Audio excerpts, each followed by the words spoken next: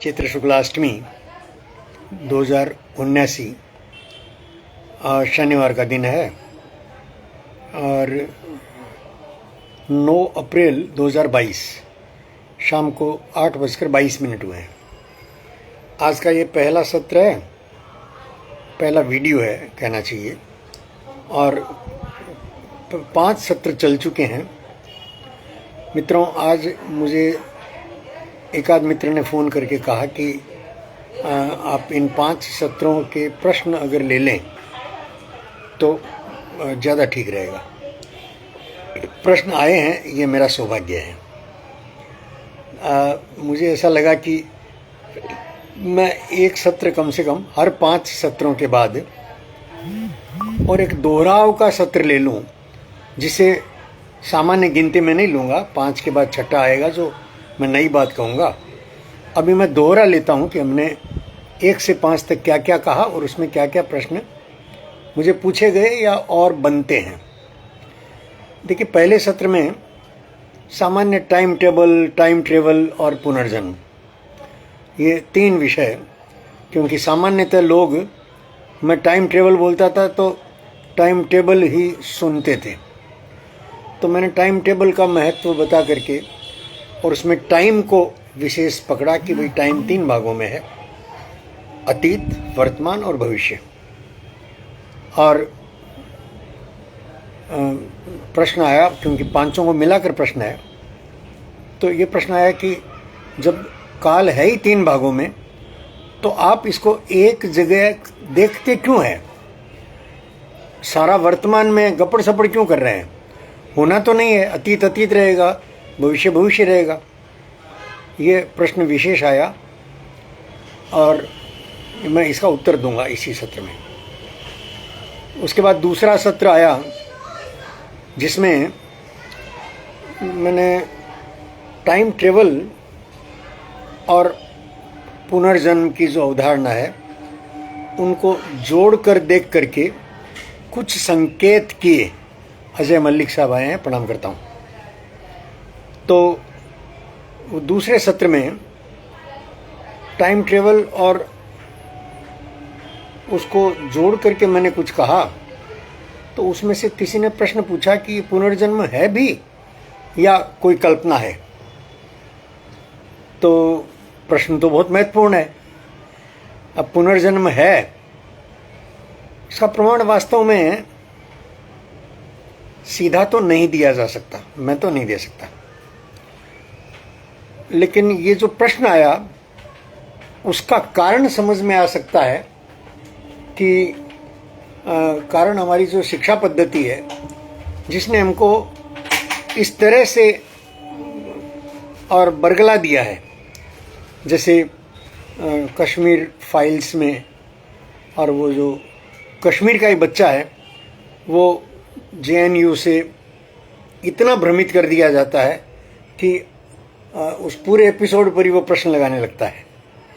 ऐसी अवस्था इस शिक्षा पद्धति ने हमारी कर दी। ये शिक्षा पद्धति जानबूझकर भारतीय मूल्यों से काट करके, तो ये जो हमारे रग रग में बैठा हुआ था कि भाई जैसा कर्म करेंगे वैसा फल मिलेगा, और फल जरूर मिलता है। कर्म बंद, कर्म फल, कारण और कॉज इफेक्ट दोनों मिला करके, और पुनर्जन्म के साथ वो जुड़ता है, और उसी आधार पर हमारे प्रेत योनि हो या मानव देह हो इस धरती पर, या देव योनि हो, इस प्रकार से पूरा कथाओं का और गीतों का और एक संसार खड़ा है। लेकिन चर्चा करेंगे हम इस पर। फिर तीसरे सत्र में मैं आया तो मैंने सीधा ये प्रश्न उठाया कि हम ये चर्चा टाइम ट्रेवल की और ये पुनर्जन्म की कर क्यों रहे हैं, आखिर हमारा हेतु क्या है। तो मैंने सीधा ओम को पकड़ करके, कि हम सबकी कामना रहती है कि हम ओम को या परम सत्य को हम पा लें, जान लें, जानने की कामना रहती है। और इसी में मैंने ये भी संकेत किया था कि हम सबको ये प्रत्येक को ही लगता है कि जो परम सत्य है, जो भी है, वो मुझसे 1 बालिस्त भर दूर है, और मैं बालिस्त पर हाथ बढ़ाऊंगा, थोड़ा सा मुझ में कमी है वो मैं पूरी करूंगा और ये हो जाएगा। तो ये कई मित्रों को अच्छा लगा कि ये तो आपने अद्भुत हमारे मन की बात कह दी। तो मुझे भी अच्छा लगा कि मैं ये बात जो अपने भीतर देखता हूँ वो आप सब में देख पाया, सभी में है।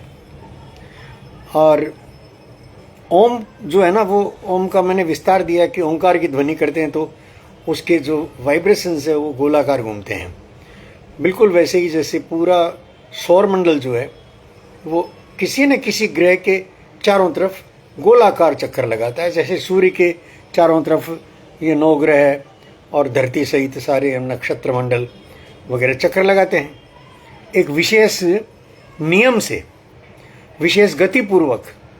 और ये विशेष गति और नियम ऐसे हैं कि आगे शायद 5वें सत्र में मैंने बताया कि भारत ने इतना बड़ा ज्योतिष जांच लिया बिना इसमें गए हुए, अंतरिक्ष में गए बिना, हमने कोई सैटेलाइट नहीं छोड़े कहीं भी, और बिना सैटेलाइट का कचरा अंतरिक्ष में बिखेरे बिना, और भारतीय मनीषी ने, और लाखों वर्ष पहले का काल और लाखों वर्ष बाद का काल घड़ी पल सहित ये कैलकुलेशन करके बता दिया। ये छोटी बात नहीं है, ये सारे ग्रहों की स्थितियों को और यहीं बैठ करके जान समझकर किस अक्षांश पर कब कौन सा ग्रह चलेगा, और इसमें कोई फेरबदल नहीं होगा। ये हमारा जो ज्योतिष है, ये मैंने तीसरे अंक में ये जो गोल गति है, इसको मैंने ये भी बताया कि इलेक्ट्रॉन भी अपने केंद्र के चारों तरफ गोल गोल घूमता है। ऑर्बिट जो है वो गोल हो, इलिप्टिकल हो, और उसमें घूमता है, चक्कर लगाता है। तो ये इसको ही मैंने काल से जोड़ा कि भाई भारत के 2 दर्शन, वैदिक सनातन दर्शन मानता है 4 चतुर्युगी, गोल गोल घूमता है, तो सतयुग, त्रेता, द्वापर और कलयुग, फिर सतयुग, त्रेता, द्वापर और कलयुग।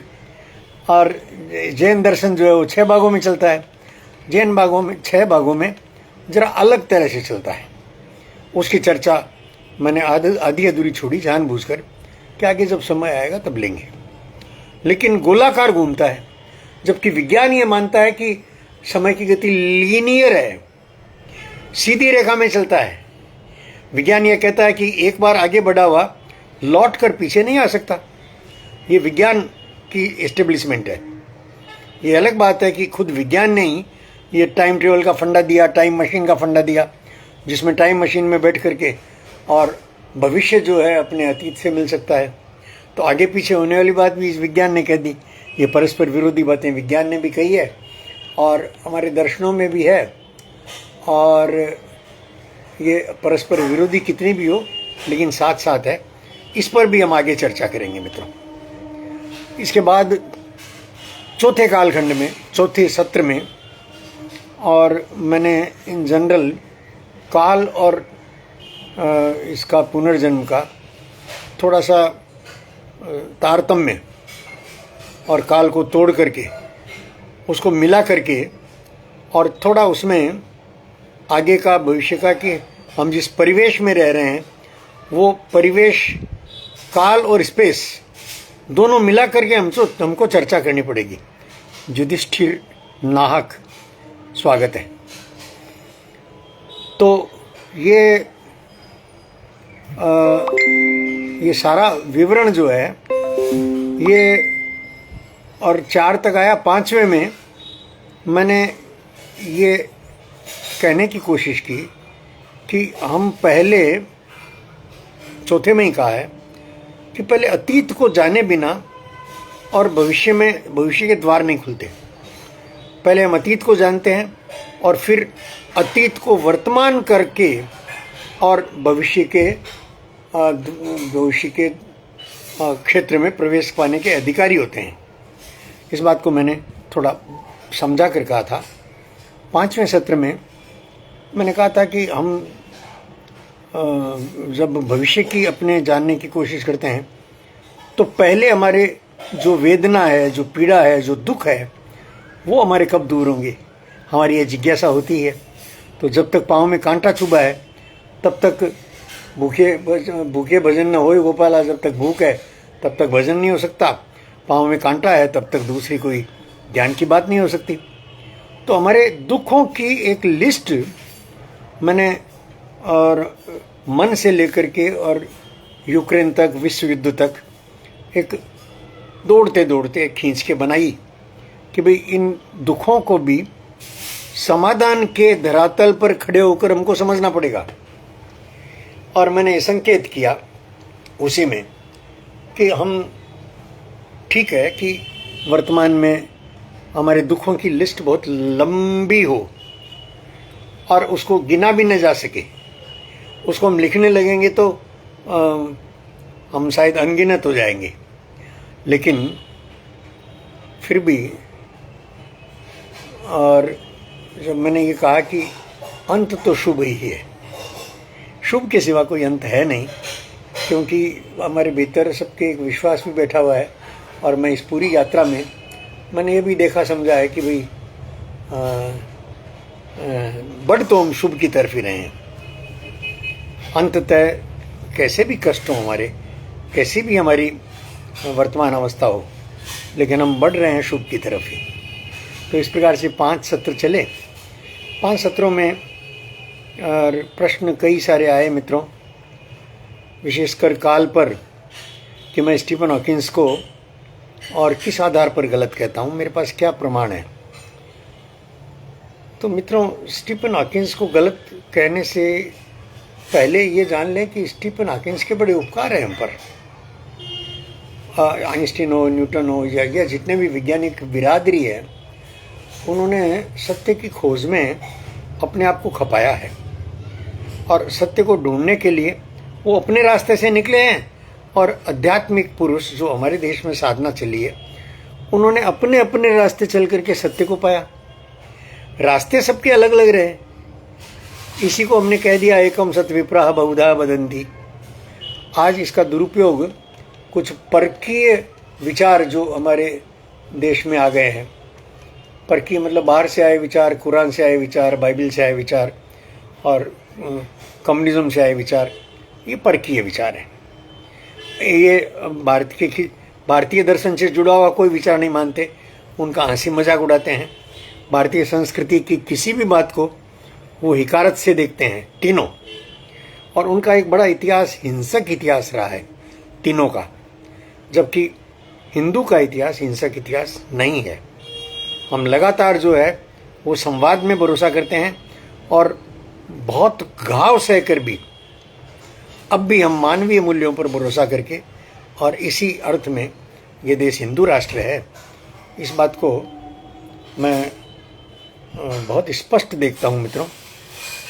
अब हम इन 4 का दोहराव कर लेने के बाद, और अब मैं अगले सत्र में, शायद आज नहीं कल, 6ठा सत्र जो है वो कल ले सकूं, इतनी सूचना मुझे कर देना जचता है कि चूंकि अब कठिन तकनीकी प्रकरण आने वाले हैं दोनों ही क्षेत्रों में, पुनर्जन्म के क्षेत्र में भी। और टाइम ट्रेवल को किसी एक मित्र ने मुझे सलाह दी कि मैं काल यात्रा बोलूं, तो मुझे बहुत अच्छा लगा। अब मैं काल यात्रा बोलूँगा, सहजता है, काल यात्रा आपको समझ में भी आएगी। और काल यात्रा और पुनर्जन्म, काल यात्रा और पुनर्जन्म, ऐसा हमारा एक ये विषय का स्वरूप चलेगा। कठिनाई आएगी, इसलिए हर 5 सत्र के बाद दोहराव हो या प्रश्न उसमें से आते हो, आपसे प्रार्थना है कि प्रश्न आप भेजते रहें। दूसरी एक बात, मैंने 5वें सत्र में ऐसा आपको इशारा किया कि मैं प्रयत्न करूंगा कि कुछ तकनीकी सहयोग से मैं आपको सुविधा कर दूं कि वो एपिसोड में जोड़ दूं जिस एपिसोड का रेफरेंस मैं ले रहा हूं। लेकिन कई कारणों से, और मुझे नहीं लगता है कि मैं उस व्यवस्था को चालू कर सकूंगा। समय भी कम रहता है मित्रों, अकेला हूँ, ये भी एक कारण बनता है। तो लेकिन ये चलता रहे, आप इसी पर मुझे प्रश्न पूछते रहें।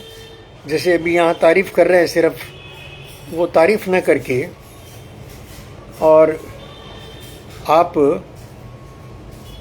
प्रश्न पूछें, आप असहमति प्रकट करें, हमारे बीच में संवाद बने, मैं स्वागत करूंगा मित्रों। बस इतना ही कह करके ओंकार लगाते हैं। ओ